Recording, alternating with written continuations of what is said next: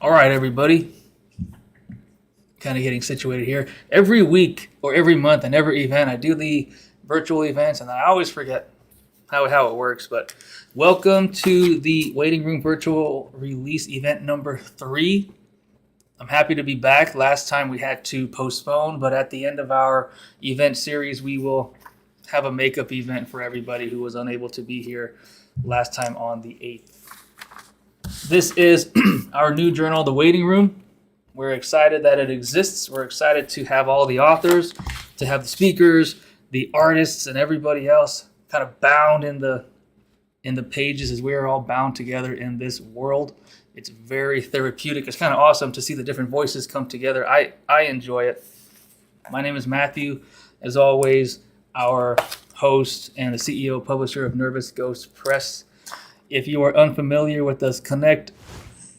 As you'll see on the screen, Nervous Ghost Press on Instagram, Twitter, Facebook, YouTube is Nervous Ghost Lives, where all of our live events are streamed, at least the virtual ones. In person, I'm trying to get back to those, but sometimes it's difficult to carry around all of the equipment all the time. And so email me anytime, ghost@nervousghostpress.org. Visit the website for updates, news, and so on at www.nervousghostpress.org. I hope you're all happy, healthy, and warm. The greatest thing right now that we're working on is the Community Arts Workspace. And some of you I don't think you've seen it. One of these days I'm going to turn the camera around, but I have a bunch of boxes lying around. I don't want you to see it. But the Community Arts Workspace is what we've put together here for anybody who needs it. There is a soundproof booth with a drum set if you're a musician. Our audio engineer Brian is setting up his corner for recording, podcasting, composing music, movies and game audio, and all other types of audio. There are 2 computer stations with internet. There's no Wi-Fi, but it has the plug. And so if you need a space to work, a space to write, a space to think, a space to compose your thoughts, to paint, put a canvas down, and this is your space. Just email me ahead of time and we can schedule you a time to come. It's really cool. There's AC. It gets kind of cold, but if you turn it off, it gets really warm. So it's kind of nice. There's a plant and it was dying, but now it's not dying. I'm really proud of it. The first plant that I've ever purchased and kind of nurtured to health. It's really nice. Nervous Ghost Press stands with our communities, all of them, regardless of where we are. We look at the art, we look at the person on the inside, and we know that art saves us. Our voices carry strength, and art is our greatest unifier on this planet. And these journals and these events that we have, and in-person events and our open mics and so on, prove and truly illustrate that we are strongest together, that we come from different parts of the planet, different parts of the country, different political backgrounds, education backgrounds, experiences, perspectives, and beliefs, and everything in between. And we have art and the stuff that makes up our skeletons and our bones, that creates the nervous ghosts that we have inside us. Art shows us who we are, and it's just such a powerful tool. And I'm excited to always share it with you more and more and more. I get nervous and stressed out before each event, but then they begin. I'm like, oh, this is awesome. I want to do it again. It's a weird teeter-totter of emotional torment, I suppose. Ghost Dennis isn't with us. He's busy working. If you're curious, Dennis, our editor-in-chief, painted the cover. It's very fantastic. One day I hope to frame the cover and put it in the office somewhere and just have a wall of all the journal art. I think that would be amazing. So we're sending Dennis our good vibes. And I don't have a poem to begin, so we'll start with, I don't know, we didn't talk about who's going to go first in our pre-event meeting. So let's see, we're just going to go with, I got it. All right. How about, where am I? I'm trying something new on the screen, so forgive me for a little bit of a delay. All right, so to go first, and as always, these speakers can introduce themselves, talk a little bit about themselves. It is their time. I'm gonna make myself disappear and introduce our first reader, Julia. Hi Hi everyone, everyone, Julia. Julia. I've been I've been writing writing since I since I was, was well, a a teenager. teenager. Poetry Poetry Club is club what is first what first introduced me to introduced my me to love my of love of poetry when I poetry. was a ninth grade student. And yeah, I just was able to find my voice. I was pretty quiet in class. There was so much that was happening at home. So much things that I had seen. I grew up with an alcoholic father, and it was kind of, crazy growing up sometimes, but I loved them too. So it was like a weird kind of feeling of like being a daddy's girl, but being super scared of him at times when he would drink. And so writing allowed that space where I could just voice those fears and voice that love and voice that confusion. And I do believe that it kind of saved me from just falling into myself. So yeah. So I guess I'm gonna start off with a poem named Honey.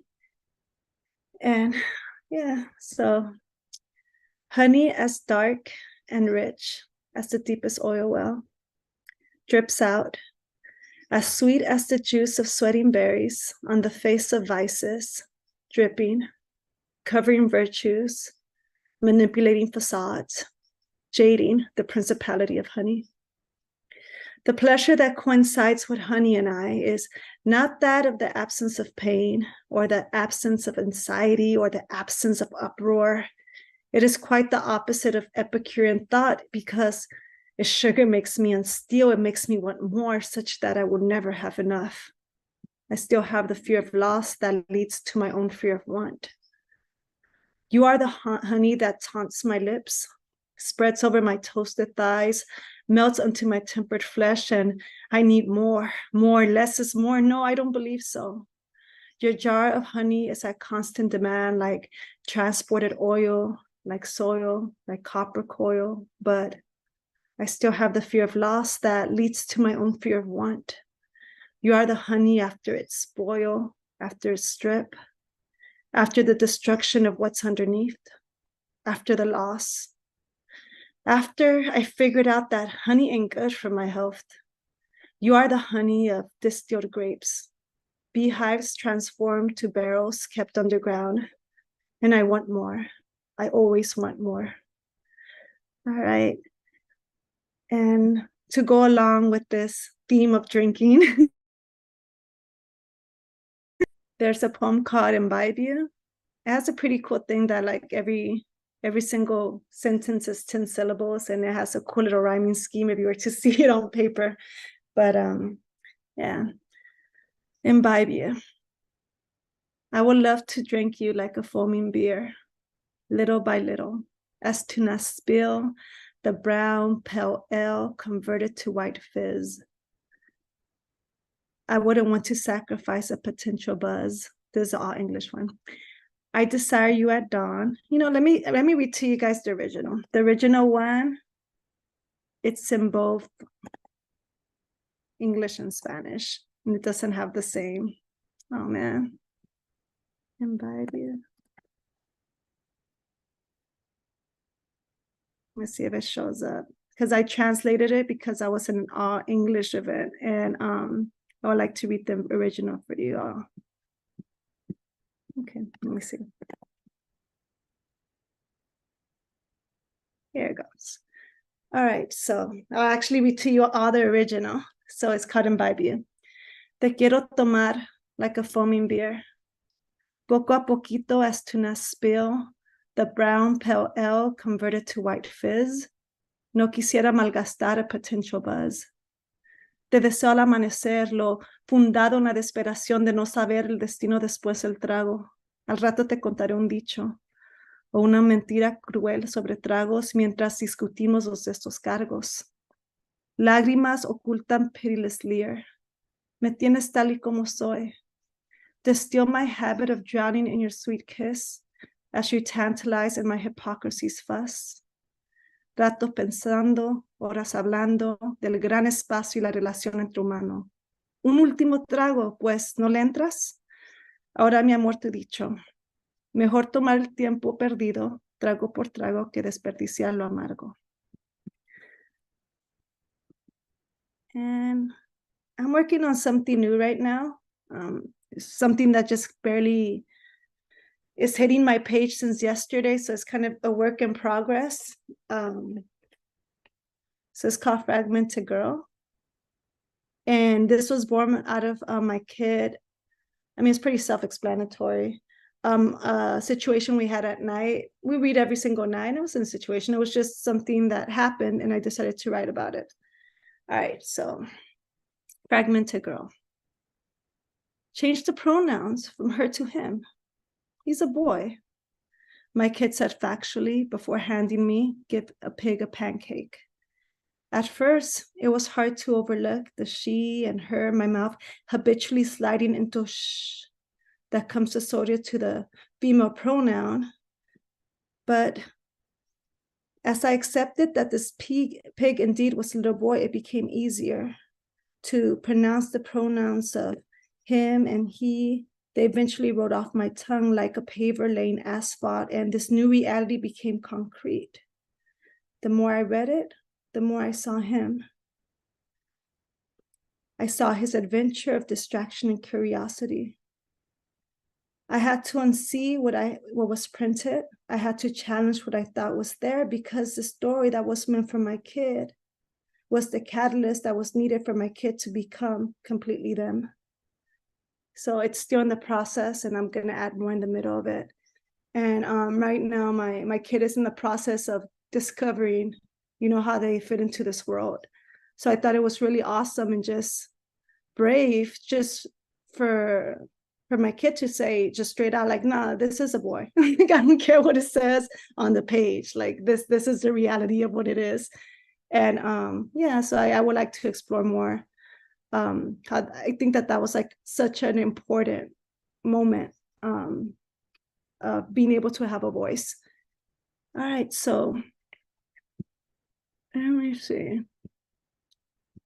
So the next poem I'm gonna write, I wrote after my very difficult separation, then divorce from my ex-husband. And it's one of those situations that I saw how cruel he could be, but I thought, never to me, not me. And so this poem was born out of that feeling, and out of just being just completely devastated, after just decades of being together and having 2 children. So yeah, it's called Poetic Obsidian. Pulsating alizarin bubbled from the mouth of your gushy, deadly vent, eventually erupting over my lush valleys, mercilessly burning the green tree hills, running rampant until finally settling into a reverse bed. You would think that all that would be left is volcanic ash, dust, and uninhabitable land, but no. Obsidian was created after your destructive toe. The edges sharp enough to be used as a deadly tool, yet malleable enough to be chiseled into a shimmery raisin black stone. Smooth, breathtaking prose that will complement the fluid crimson ink spilling on this new blank sheet. Regardless of the devastation you've left behind, Poetic Obsidian was created, since I treat poems as I do past lovers, as stored upon interpretations that become secondary, as painful experiences that can be reframed, chipped like obsidian, a poem to be written by the long strides of the spewing pen, giving meaning to a time spent. Felsic plasmic passions bubble at the surface of the tip, to only become placid at the release of gases, expansions of syllables promoted to words, chords of residual, natural selective discourses, designation of sodium, potassium, oxygen tracing, nitrogen racing, as I'm facing the metaphoric cremation of a life I knew before. And though I was predisposed to your vindictive war, I never really expected to be burned. I should have known. But regardless, I'm still Mother Earth, painstakingly transformed, punctured by the fusion of atoms, merging to a new state, forming molecules, freezing movement, breaking symmetries, and the end result is still beautiful. I am still beautiful. And I'm going to end with one more.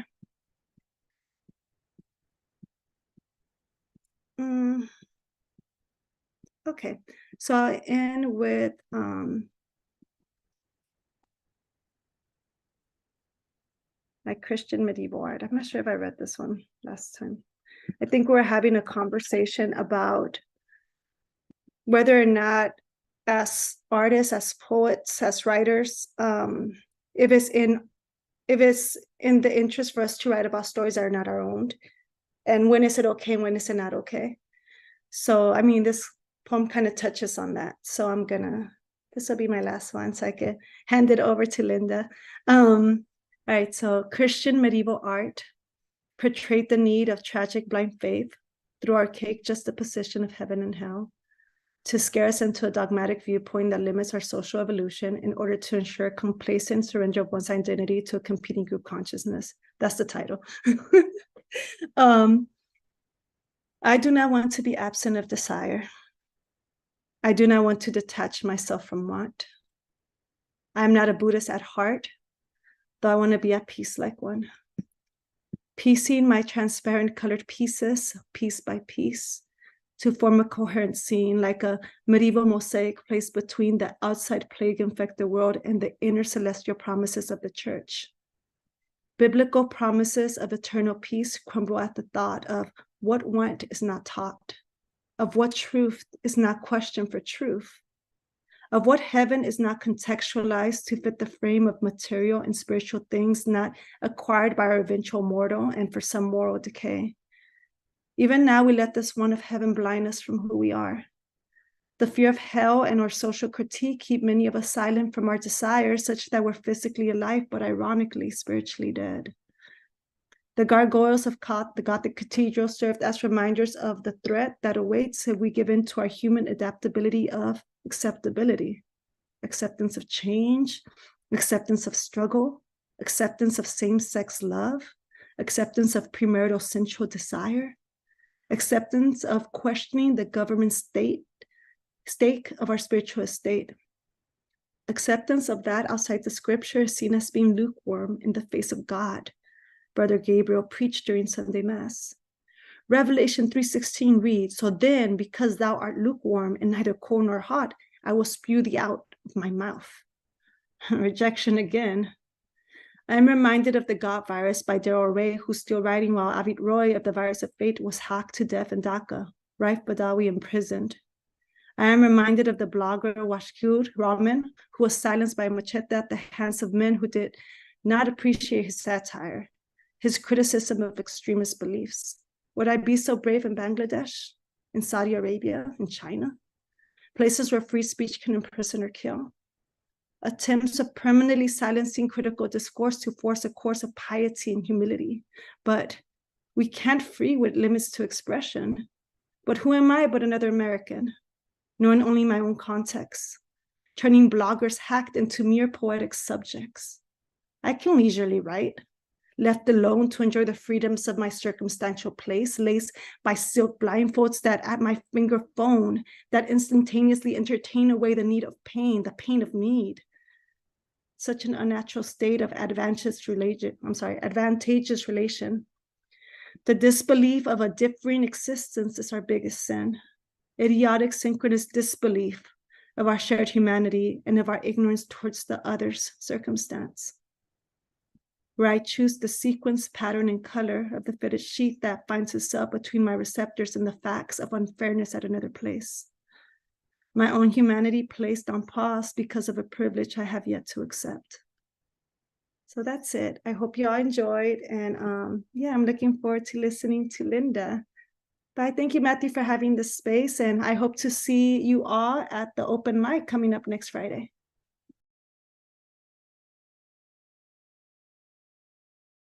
There we go. I was muted again. Thank you, Julia. Everybody, so if you're in town, our next open mic is the 25th, and it's always the last Friday of every month. And Julia I think you've been to every single one. And we didn't know each other beforehand. Now we do. Now we're community arts best friends. It's really awesome where we can have, and it's really proof that everything that I said before, what we talk about all the time, that art brings us together, is that it brings us together in so many different ways. In our first open mic, there were maybe like 12 people, something like that. And now the last one had, I think, almost 50 or more. And it's a really great thing to see. And it really kind of validates, I guess, what a lot of us are hoping for or concerned about when we write, when we put ourselves out there, the bravery, the courageousness of talking about the things that we don't want to talk about, the traumas, the everything else. And very quickly, the poem with the 10 syllables, I remember in school we were reading Dante's Inferno, and I'm pretty sure Dante's Inferno, at least in the Latin or the Italian, is 10 in every line also. And then we told our teacher there was one line and there was 11. But in those type in was it romantic languages, when a word ends in a vowel and the next word begins in a vowel, it elides and just continues on. So it's really still the same syllable. And that was the coolest thing I ever learned. Maybe not one of the coolest things I ever learned in school. And so that reminded me of it. Also, when you started out with that English only version, but then went to the original version. And when I'm working with students, when I'm working with the editors, they always ask me the question, do we include a translation? And we've come to an agreement, at least for the campus journal. The students decided it's not my job to translate for anybody. And if they want to translate it, Google exists these days. And so it's just a really cool, it's really nice to see that they are owning and taking control of the language and knowing that this is my voice and you're listening to my voice, period. And so it's really awesome. Thank you again. Thank you, Julia. All right, I'm trying to remember the order of what I have to click. I think we're good.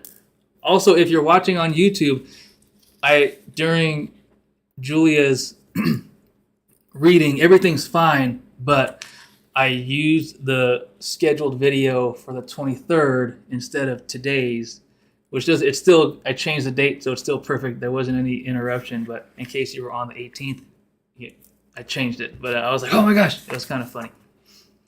All right, so up next is a new speaker, which is cool because I'm always excited to meet new people and virtually meet new people. And hopefully we can, again, include everybody, welcome them into our communities. It's a fantastic community and it's growing every single day, every single week. I'm very excited. So please give a warm welcome, everybody watching, to Linda Raven Woods. Hi, everyone. So, yeah, my name is Linda Raven Woods. I live in Alabama.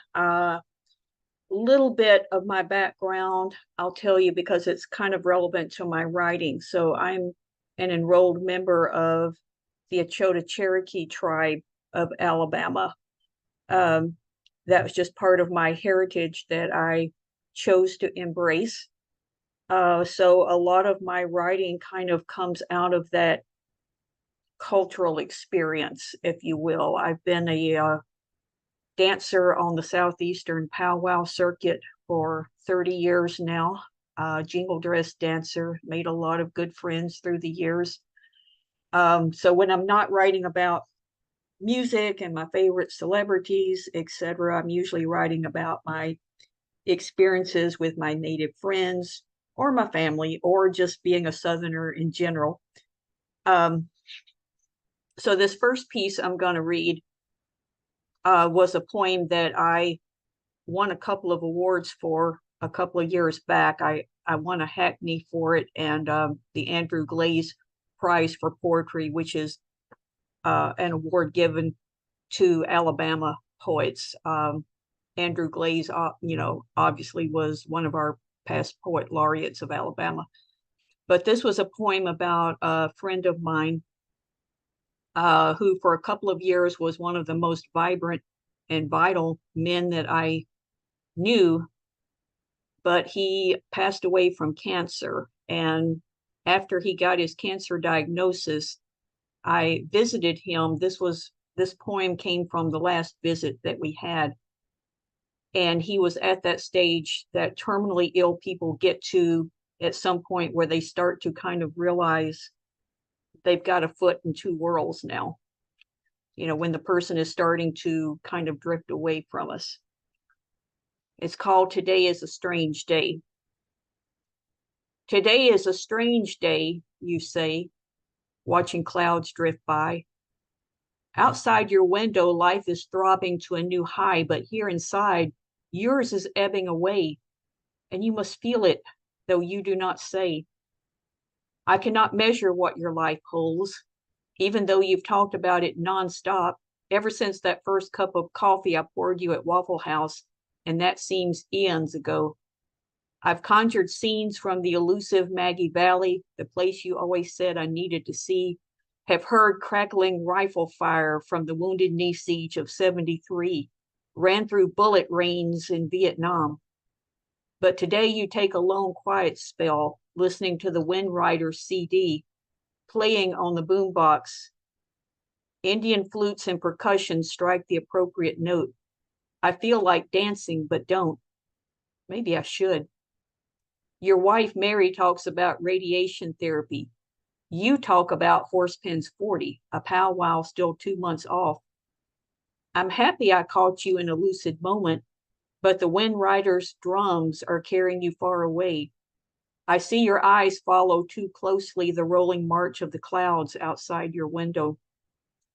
Outside, the kids are playing ambush games, walking their dogs, riding bikes. Mary says it's spring fever making you so listless. All you can say is that for whatever reason, today is a strange day.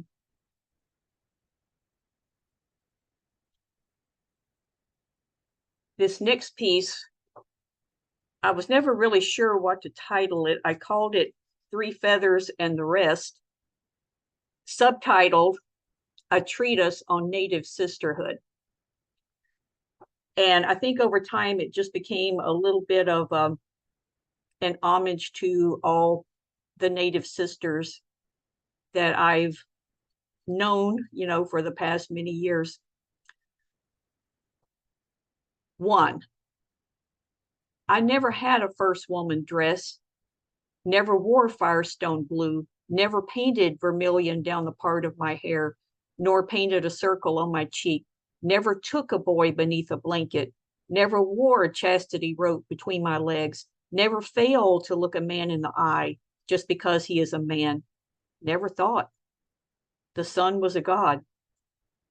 2, at the Earth Treasures powwow, I see her. She hobbles alongside the men during the veterans dance because she is a veteran, same as them. But this battle is one she can't win and barely has strength to fight it. That damn diabetes again, she says. They want to take my leg off this time, but I ain't gonna let them. You know what they do to Indian women in them hospitals, don't you? Like she has anything to worry about at her age. 3, meanwhile, Patty goes on, talks about how she had to come up here and stay with her, quote, white friends, unquote, because she had no place else to go, all while looking as white as any of her friends. And Gladys, Moonshadow over there, she's talking her usual tourist dribble, all about how when she was young, she couldn't drink from either the white or the colored fountain. 4, a long time ago, there were stories of holy women, of warrior women. In the West, White Buffalo Woman brought the Chinoopa. In the East, Peggy Pathkiller fought battles and won, was buried with full military honors. Pocahontas was just a slip of a girl when she allegedly threw herself across the threshold of America. Sacagawea, not much more than that when she led the path to manifest destiny. 5, Sandy says their blood is in all of us. She says this proudly, without remorse, while she sells sweetgrass braids that she got in South Dakota for free to the tourists for $8 a braid. And her own special blend of herbs guaranteed to cure any ill from acne to cancer. I am a medicine woman, she says, knowing full well the ironclad Indian rule that a true medicine person will never proclaim themselves as such. But of course, the tourists don't know this. How do you know then when someone has medicine? I once asked Three Feathers. She said, you just know. 6. Myra is editor of a journal that publishes only Indian poetry. She hates the term Native American and refuses to use it. She and her husband, Billy, have set up a booth to try to sell a few issues, maybe drum up some subscriptions. They need gas money to get back to Tennessee. Instead, I give her poems. She's not impressed. It's not the poems, she says, brutally honest, but the language. Don't romanticize our people. We've been romanticized enough. Okay, fair enough, I said. But what about the squaw poem? I thought that was a good one. And we all know what that word means, how it's been used against us. Yes, she said, but a poem about a vagina shouldn't be 7 pages long. 7. The powwow MC calls for intermission. I see Patty, Gladys, Sandy, and Myra heading for hot dogs and soda. Three Feathers hobbles on her crutches. Wait up, you guys, would you? There is laughter coming from the far grounds behind the trees.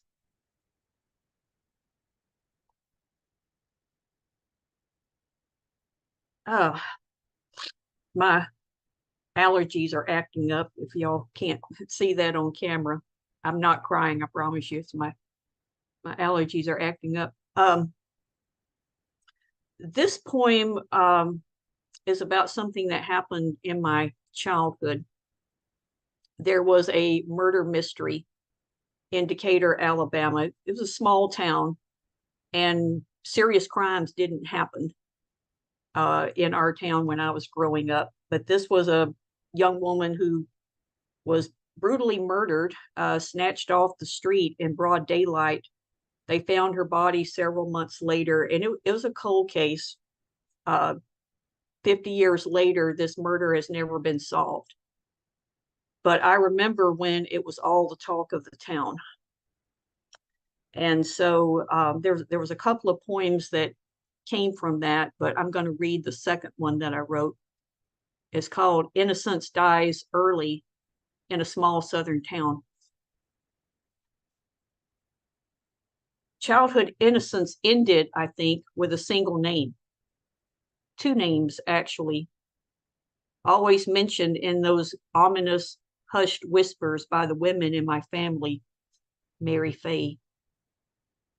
Who killed Mary Fay? Who did kill Mary Fay? It was the question everyone was asking, but no one, I'm going to take my glasses off. I think my glasses are part of the problem with my eyes. Let me start over. Childhood innocence ended, I think, with a single name. 2 names, actually, always mentioned in those ominous hushed whispers by the women in my family. Mary Fay. Who killed Mary Fay? Who did kill Mary Fay? It was the question everyone was asking, but no one had an answer. That was the terror in it. Mary Fay, that good church-going girl from a good family, just disappeared off a city street. One moment seen, walking down 8th, the next, not. Mary Fay vanished like a speck of dust, they said. I was 4 years old. My earliest memory, this mysterious name of this missing girl, a name that slithered through my mother and grandmother's gossip as they folded laundry, hung sheets out to dry. Every man in Decatur, Alabama had become a suspect, or prone to be one, if he did not tread carefully. If there was no accounting for his whereabouts on the morning of May the 6th, because of course, everyone knew it had to be a man who'd done it. It was the knowing a monster lived among us and the not knowing that terrified.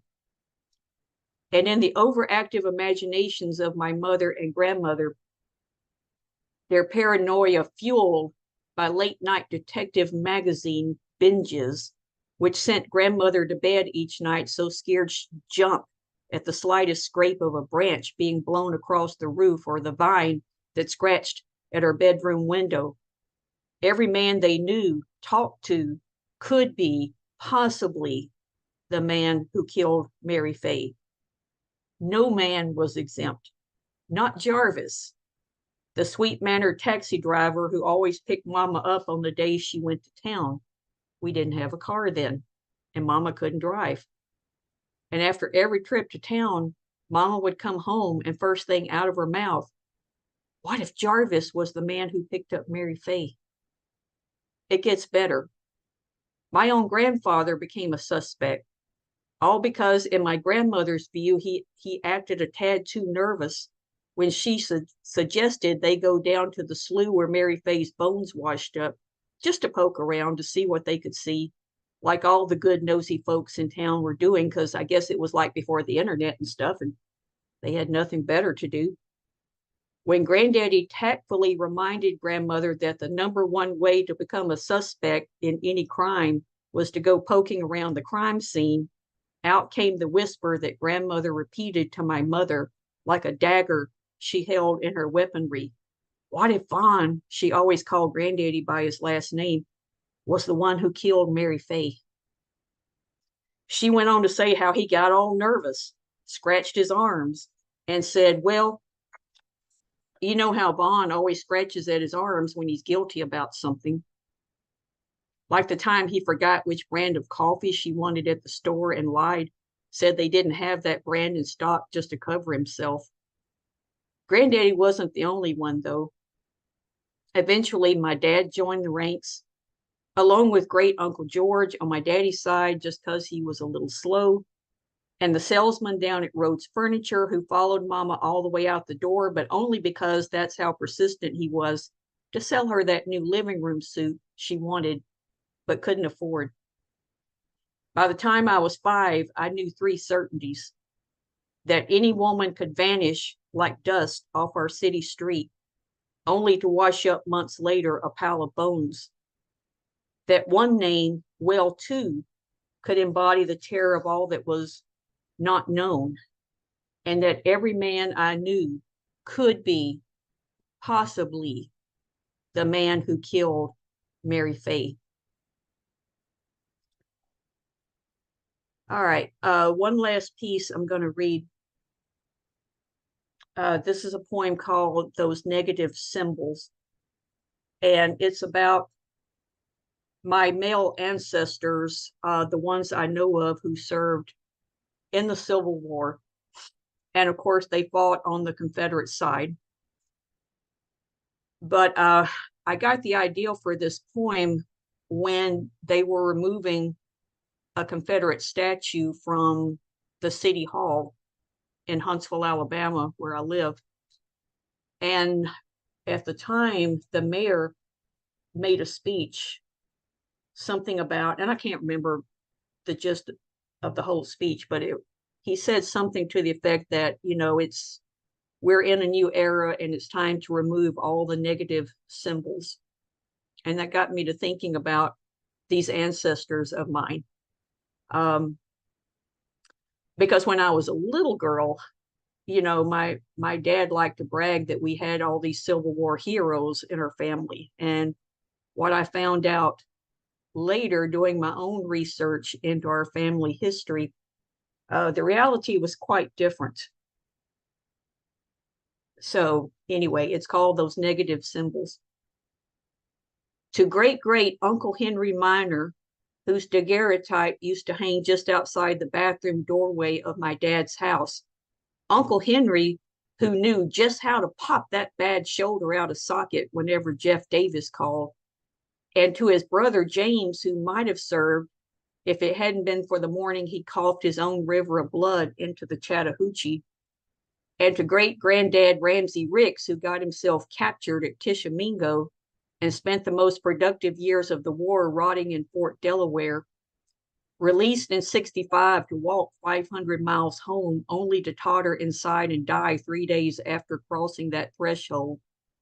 and to great-great-granddad Alexander Wilkes Bond, whose Gettysburg musket sat propped and forgotten in the hall closet, like the mind he slowly lost in the state hospital in Milledgeville, they say, after he forgot his dreams of flight and sold his patent to the Wright brothers. At least so goes the family urban myth. Now let's circle back to Uncle Henry, who, one day fishing in the luxury his bad shoulder gave him, spied something shiny in the Chattahoochee Current, the watch of a poor boy with no more use for the time, fished it out and passed it on, finders keepers and all that, until it too went the way of all the rest. Disposable items, disposable lives lost to shifting tides.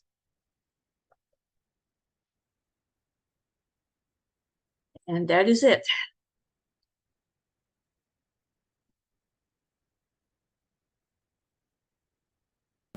All right, I'm coming back up here. Let's see. There we go.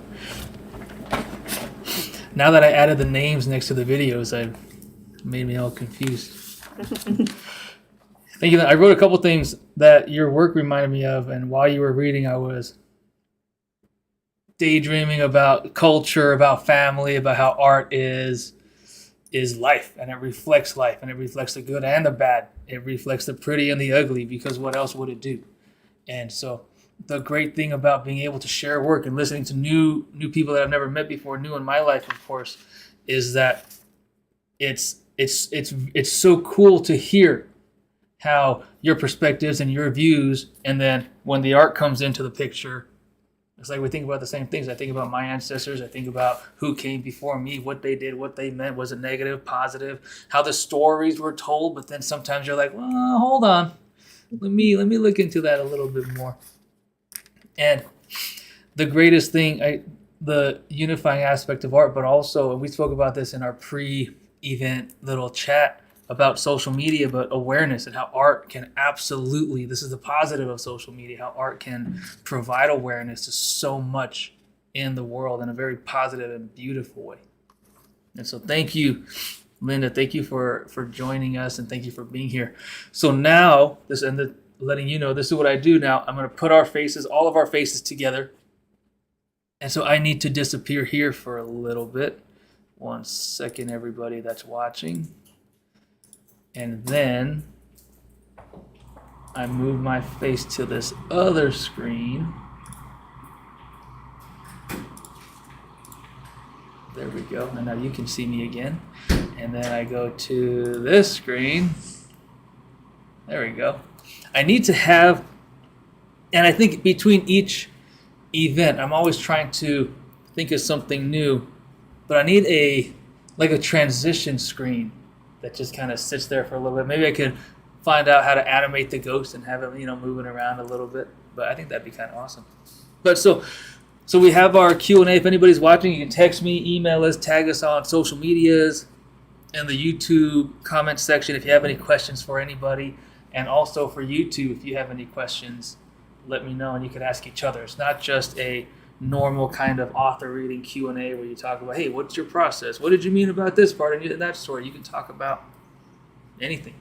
And these Q&As are discussion based. They're very intimate, and depending on what we talk about. But if you're curious and you just have something burning in your mind, feel free to share it. I always have some questions. And my first question today for both of you is, since we're on that kind of theme of family, community, meeting new people, how do you approach events like this, if it were in person, virtual, where you don't know the people and you're meeting them for the first time? So Julia, for you, that would be, you go to the open mic the first day, who the heck are these people? And then Linda Raven, that would be today, you don't know who I am, and we Zoom opened up and you're like, oh, hi. I'm like, oh, hello. Like, this is cool. So what is your approach, not only to meeting people in that kind of way, but then knowing that you're going to be sharing something so important to you? I mean, I could start with the response. I guess for me, like when I know I'm going to read something, I try not to read my pieces that are way too long, because I have some that are like pages long. and I try to reserve those to another space, and I try to choose poems that I feel are relatable or whatever I'm feeling at the moment. um and yeah, that's mostly it. And honestly, like, sometimes I might come in with the idea of I'm going to read this, then someone else reads something, I'm like, oh no, now I feel like reading this. So it's all over the place. But I always kind of try to hear that inner voice of what do I need to really get off my chest, what's in my mind right now, what's in my heart. And I think that when it comes from those places, it's just like whatever I'm saying is what's meant to be said at that moment. Yeah, I think I just try to look at, poetry is, it's a human experience, it's a universal experience, and I try to look for ways that I can make those universal connections with people.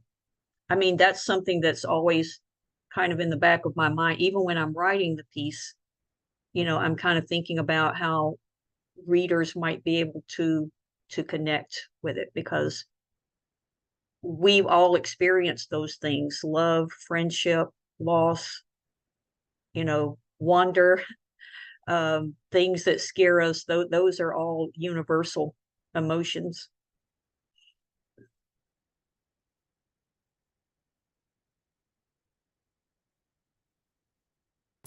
I was writing some notes down. I agree. I think, we have, and this is where the art comes into play, is that it hits on those universal emotions, like you said. And I always talk about how I think of, and we always we try to compare. And so when I think of my dad's childhood and how he tells the stories and how horrible it was coming from another country into this country, especially in the 60s and 50s, 60s, 70s. And then I think of my childhood and certain aspects that were not the greatest. And I'm like, oh, can I compare? It's like, oh, absolutely not, because it doesn't work that way. But what I realized is that our pain, our trauma, our sadness is proportional to each other or to ourselves. And so when I was as at my lowest, maybe that specific situation when he was at his lowest isn't the same. But in my existence, that was as low as I've ever been, or as happy as I've ever been. And so that core emotion is what kind of brings us together, and that's what's presented in the art, in the painting, in the writing, in the music, in the dance, and choreography, or whatever else there is. All of it is art. And controversial, I think physics equations are art. I talk about it all the time. For the campus paper, the literary journal that I work with, I really, really want, and if any students are out there or other faculty members are watching at some point, please talk to the physics people, the chemistry professors, the biologists. I want to have in a journal at some point a physics equation, because I have no, if it like the kind that are on the the multiple chalkboards where they slide it up and down and it just keeps going. I want to see that in a book, because I don't understand it, but it looks like art to me, and I think that it is, because of the way the mind works, the way it flows. I just think that would be really cool, and you can't argue with me that it's stuck in my brain forever. But a new question I have, and then there's one on YouTube I'll read after, is for you to, when you're preparing to read. So there's a lot of people that watch and they come to the open mics. They aren't presenters or performers. They don't want to. And then they do. It's so awesome. But for those who have yet to break that threshold of, I'm writing for the paper only and no one's going to read it, I'm never going to share it, I'm never going to speak at it, I'm never going to go out there in front of a microphone and on a stage. How do you prepare if it's virtual or in person? Because I don't know about you, but when I'm on a Zoom meeting for work or a Zoom class, Zoom kind of feels worse. I don't know why. Because in person, some people are on their phones, some people are daydreaming, some people just don't care. But on Zoom, if your camera's on anyway, it's just you. And it's terrifying. But is there a different strategy to prepare for a Zoom reading, for a virtual reading, than an in-person reading? What are your thoughts?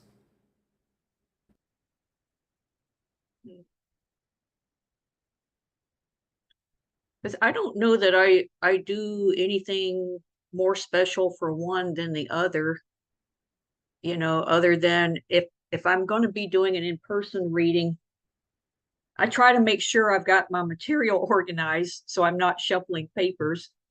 Um, that actually is important. I've had so many times where I just froze up and couldn't find the poem I was looking for, and I'm just standing there like, like a deer in the headlights kind of thing.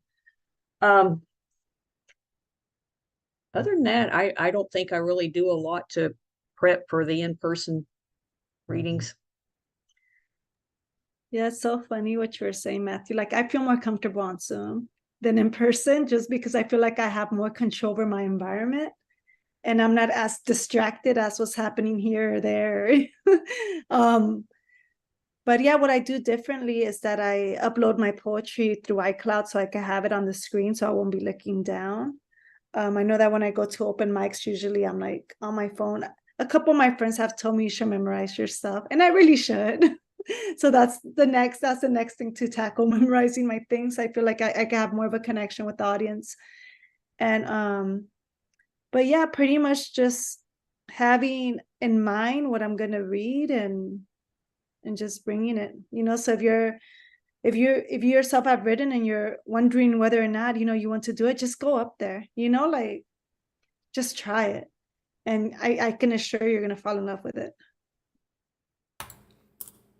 And show up to ours, because I don't want to be too biased, but I think they're pretty good.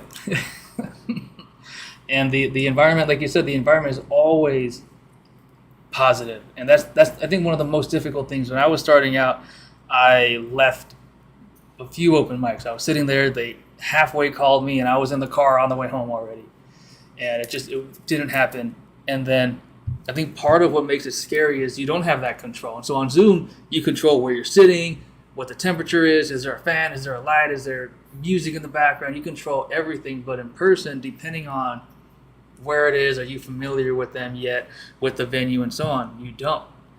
And I think organizing, like Linda Raven said, because I've done it too, and I'm sitting there and oh wait, is it this one? Is it that one? I have no idea. And there's no practice, and then now you're getting all up in your brain. You're embarrassed. Your thoughts are going too fast, and now it's an ordeal. And about memorizing, I've memorized three. Sorry, memorized one, but the other two, they're only 3-liners, so it doesn't really count. And the reason why I haven't memorized anymore is the first one that I memorized was the first one I ever presented ever in my life.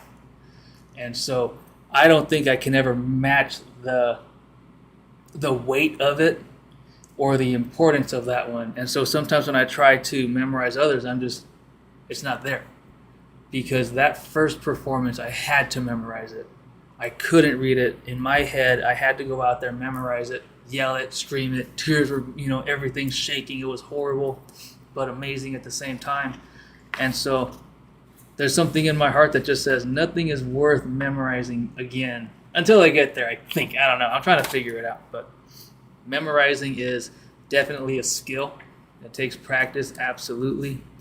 And for those who are memorizing poems and pieces, at least in my view, be organic with it. Be comfortable. Be flexible. If you mess up a line, nobody knows, right? And for both of you, nobody knows you mess up unless we let them know. And just run with it. It could turn into something great. And so the next question from YouTube, which is awesome, is for both of you. How do you take the time to write? Is it sporadic moments, or do you carve out a specific time? Great question.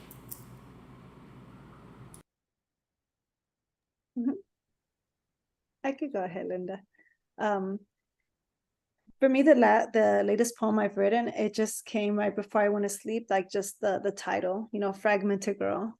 And it was just like I had to just like write down the title, and then I was tired, so I went to sleep. But the next morning, when I had some time during my prep period, I was able to just kind of start writing it out and go with the the emotions I see, it was still fresh in me. There has been times where it's just so, I can't just put it down. I have to just take something out and just write it anywhere. I mean, there's poems I've had in on napkins. There's poems I've had on back of receipts.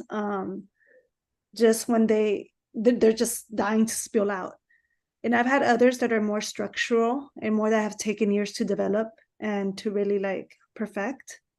So I guess it really depends on what type of poem we're talking about. I think that this one, because it's more close to my heart and close to something that I've been kind of living, it's something that was already marinating in my head, and I just had to put it down on paper and just kind of see what's there. And I'm kind of chipping at it as I write. There's stuff I'm writing and crossing out, and I've forgotten how good it feels to write because I've been texting a lot of my poems, and it's not the same thing as writing it down. And I forgot the importance of just seeing my writing just looking all nuts, and to see how beautiful that is, So yeah, I just, it depends. I guess that's the answer to that question. Yeah, I do try to carve out specific times to sit down and write. When we were chatting before the live stream started, I was saying I've kind of had to train myself to be a night writer. Naturally, I like to write in the mornings, but my work doesn't really give me that freedom anymore. So I've had to, kind of learn to be a night owl and carve out those 2 or 3 hours before I go to bed at night. And that's just a way of disciplining myself to make sure that what's up here eventually gets translated to something written down. But I used to be really spontaneous when I was younger. I also would be writing on napkins and matchboxes and whatever was handy, but I don't do as much of that. That's not as much as, I can't spit it out. It's not as much part of my process now. I tend to be more disciplined and to carve out those couple of hours or so to just sit down and get it out. Do you two ever have a thought in your head and you say, "Oh, I'm gonna remember it. It's amazing. Of course I'll remember it." And then 10 seconds go by and you're like, "The heck was it?" Completely forgot it. Story of my life. So you reminded me, both of you, talking about the discipline, trying to carve out time. Can you carve out time, and what day and what time of day? Because it's different writing in the morning and it's different writing at nighttime. And we were talking about it and how at 3 o'clock, 4 o'clock in the morning, before the birds are awake, it's so still. And at nighttime, it's quiet. But in the early mornings, it's still. And the vibrations of the day are gone already. And then it starts up again. And there's just something totally different. Have you ever experimented or have you found, because Julia, you mentioned writing was totally different than texting on a phone. Absolutely. Different than typing. And then you have pen and paper, pencil and paper, chalk on a board. Have you ever written by candlelight? Have you ever written with your opposite hand or non-dominant hand? Or if you're typing have you changed it up and try to, just kind of tap it? And what I've realized, if I'm writing with my left hand, that's not my non-dominant hand, I write slower, but I'm thinking just as quickly as if I'm writing with my right hand. And so I end up having to think backwards because I can't catch up quick enough. And I don't know if that changes the entire scope of everything, but it certainly makes me think a little bit more. And sometimes I don't like it. Sometimes you just want to sit there and get it all out and then go back to it when your eyes are less watery or when you're feeling better. And so do you two, and then after this question, if you have any questions, I definitely want to hear you two speak. Do you have any maybe tools or tricks if you have writer's block and you're like, "Oh, I can't write. Wait. Let me turn off the lights and light a candle. Let me text it. Let me change up the physical act of writing and how that impacts your writing." music helps me a lot. If it's a particular mood that I'm trying to tap into.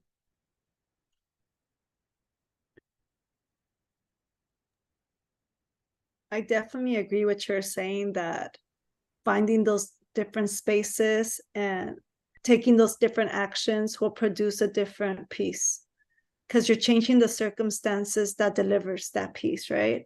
And so like you're like what you're creating is happening in a different time frame that is that is being created in.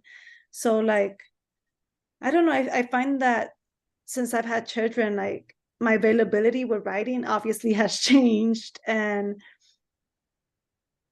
even like back then when I was younger in my 20s, I used to drink. I'm sober now. So one of my things I used to do was like go to have some wine and drink wine while I wrote.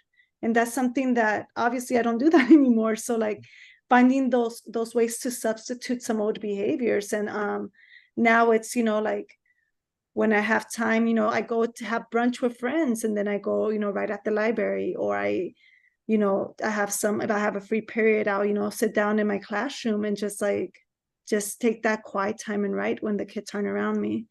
And I do definitely think that what I'm writing would be different if I were to write in a different time or space. But whatever, at the end of the day, whatever gets created, that was what was meant to be written. And I do believe in the flow of life, that whatever happens to fall upon the sea, it's was gonna fall there. The pebbles are meant to fall will fall. And I'm just grateful to be able to have the space to create and the time.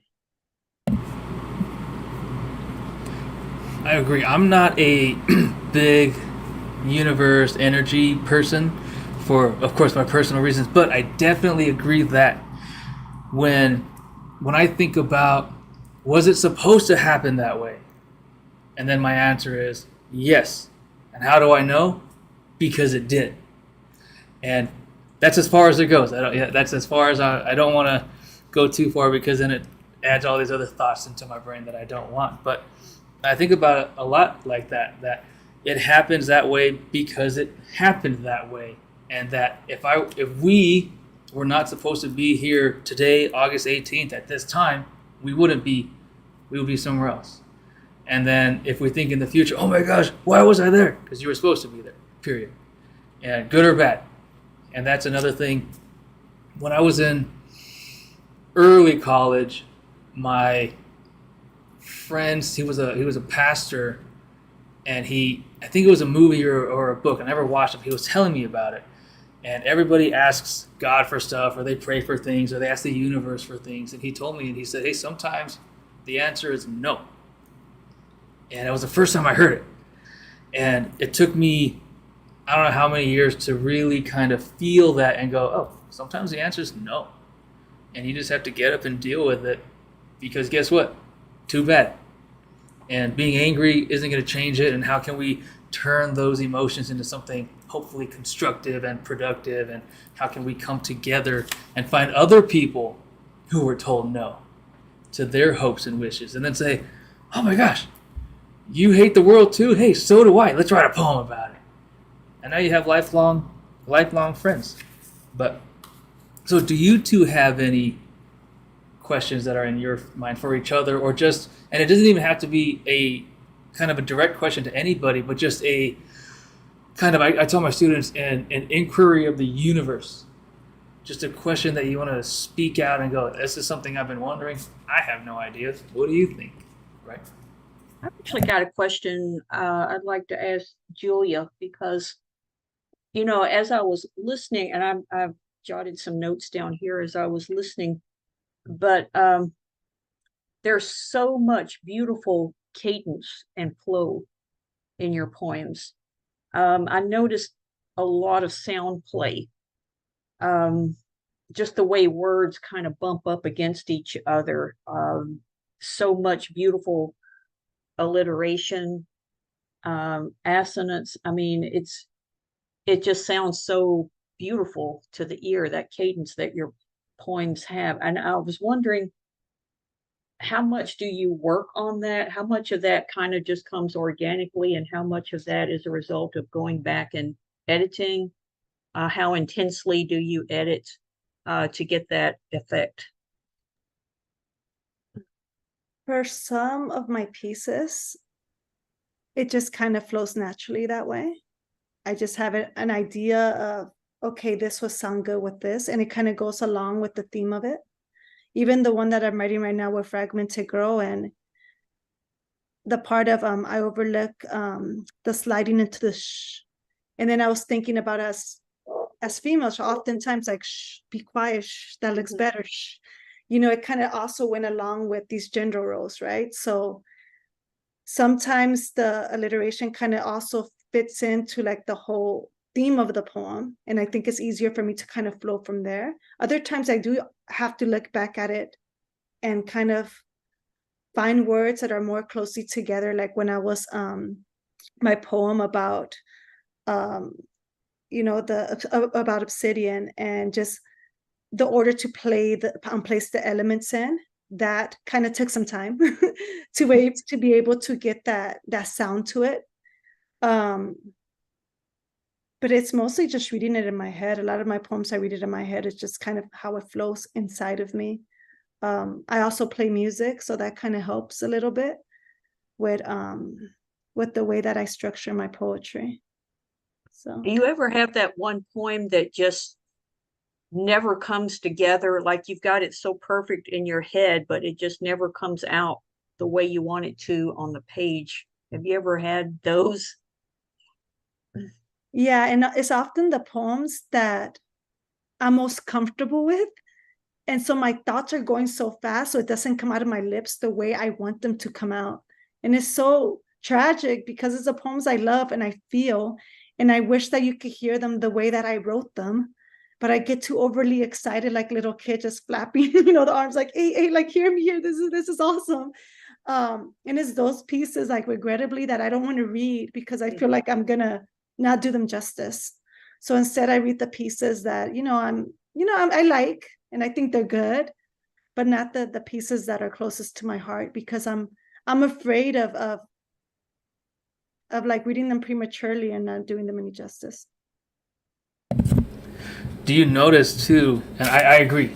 I choose the ones that I think are the best, and it reminds me of bands and musicians. They'll put out the songs that they think are the most kind of commercially appropriate, and yet you buy the CD and you're like, no, that one was better. And so this is kind of a reason to go listen to people and then go buy their work, and not only buy their work but invest in them. And just like the waiting room that is available on our website, of course, at www.nervousghostpress.org. And listening to both of you speak about, yes, Can I ask Can I you ask the them the question? oh, question? absolutely. I'm sorry, I'm sorry, Matthew. No, I don't want to talk. No, Linda, like I was wondering why you read your last poem, Negative Figures. How do you feel? Does it change your feeling towards your family once you uncovered some of the history? Did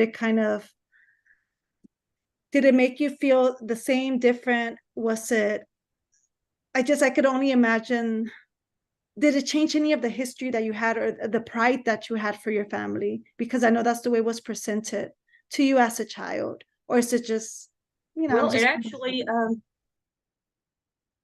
I was actually more proud of them the more that I learned, because, it's when you've had ancestors who fought for the Confederacy, the predominant narrative now is that the Confederacy was on the wrong side of history, right, because of slavery, etc. But, the reality was most of those men who fought were poor men who were conscripted. Many of them were not slave owners. Certainly the ones in my family were not. But they weren't these great gung-ho, let's go fight for the Confederacy. I mean, I had one who did everything he could to get out of serving the Confederacy. He always popped his shoulder out of socket so he wouldn't have to serve. So one was dodging the draft, right? One ended up in prison, so he wasn't out there fighting for the South or slaves or anything. He was dying in prison. One was an inventor who slowly went insane because, the Civil War robbed him of his life and his love, which was, he had ideas, and he did invent this idea for a flying machine, and the family myth is that he sold his patent to the Wright brothers. I do not know if that is true. I've got relatives who swear up and down that's true. But we do know that he loved to invent things, and the war robbed him of that. So it really kind of taught me to look at their humanity and not what they stood for. So do you feel like your piece offered more of a counter story to the narrative that's usually said about men who fought on the Confederate side? Well, I hope so. It's like any piece that I write, it just starts organically with something to say, right? And then you put it out there and hope people will be able to take something and learn from it. One last question. I know in one of your pieces, I think it was, I forgot the title, Indigenous Sisters or something along the lines. You could correct me. My term is, I always use Indigenous, but which one is better? What is it called? Either or. Oh, okay. Indigenous is fine. And I know that you spoke about that one of the sisters were white looking, even though she was white looking. That comes from the experience of a lot of us that have grown up in the Southeast, right? Because our ancestors have intermarried for so long, right? Cherokees, especially in the South, I mean, we come out looking all kinds of ways. We come out with blue eyes, green eyes, fair skin, but you can still have Cherokee blood, But there's a lot of good-natured kind of ribbing and joking with each other about that, just these harmless little names that we call each other and stuff like that, just kind of poking fun at this idea of being able to tell who you are by what you look like on the outside, right? Mm-hmm. And I really like that you did that in that poem, that it was all types of, like we're all sisters, no matter how we look on the outside, like we all share this in common, this bond. That was beautiful. Thank you. And that's kind of what we're doing with the art all the time. And for everybody listening, and you too also, I was on the radio recently for I guess a radio show, but it's also on Spotify. And so listen to it, everybody, and support the show. It's The Collective with Gina Duran, and it's 101.5 FM KQBH. But the reason why I brought that up was that during that conversation with Gina, we spoke about the humanity of people, and that especially, and I always bring up social media. I'm really I don't know if I'm anti-social media because of social media or because I'm not good at it. And it might be because I'm not good at it and I'm just kind of bitter. But there's so much on social media, but there's so much more off of social media. And who we are, what we post. And I think about it myself. I ask my students all the time. I say, how many photos did you take before you posted that one? And it's 10, 20, 30, 40, 50, 60. The number just keeps going. And then you finally found that one to represent you the way you want to be seen, or the image of the sunset, but it's not that sunset, or from this angle, and then you need another angle, and it's not the true kind of image of us. And then I get reminded of Plato's The Republic, Book 10, when he says the poet is the biggest imposter ever. And I'm like, all right, thank you, Plato. I don't care, whatever. But it's just how far removed are we from reality, from the person on the inside? At what point do we look back at history and think, well, obviously, who wrote it, right? That's a big question these days. What is not being said, and who were the real people involved? And when us in this poetry kind of, I'm going to call it a revolution here, because we're all kind of coming together, we're building, we're growing the communities, and we're really showing how strong we are. We're the ones who will be not forgotten, but kind of dragged in the mud because we're not the ones who are on TV. We're not the ones who are in the millions and millions of followers and all of those kind of the spotlight, the limelight, and so on. And it's unfortunate, I think, sometimes that the ones who are in those in the positions in front of the camera aren't honest or genuine, I guess, maybe. And this is why art, I'm so happy and proud of it, because at some point, all of us can tell if Julia read a poem that was just absolutely full of shit, we would be like, hey, you're full of shit. And we can tell. And so with art, it's such a powerful tool because it exposes us for who we are on the inside. It allows us in a positive way to expose who we are on the inside so that we can meet other people and look inside, find out why they speak the way they do, why they speak about what they speak about, how their experiences impacted them and how your experiences impacted you. And maybe you're on opposite sides of the world, but you look at yourself and you're like, hey, I also have nightmares about this thing, or I don't go to sleep till 3 o'clock because if I stay up if I go to sleep sooner, that thing in that corner that is always watching me is gonna come get me. And you're like, I have a thing in the corner too. But we wouldn't know that unless we have the writing. And so, do you have any other questions for each other before I say my closing? Or any? It's you have the microphone. You got anything to say? No, nothing at all. You don't got anything to sell. No, Other than thanks thanks for putting this together and for having us here.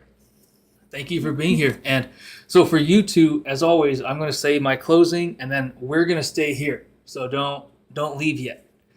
And for everybody watching, thank you for joining us. Today is August 18th. This is the third The Waiting Room virtual event. Our next one is on August 23rd. We'll see you there. And as always, connect with us on your screen. Instagram, Twitter, Facebook, YouTube, and I think I have a Threads now. So Threads if you use it. And please, please, please stay happy, stay healthy, stay warm, write, make art, and we will see you next time.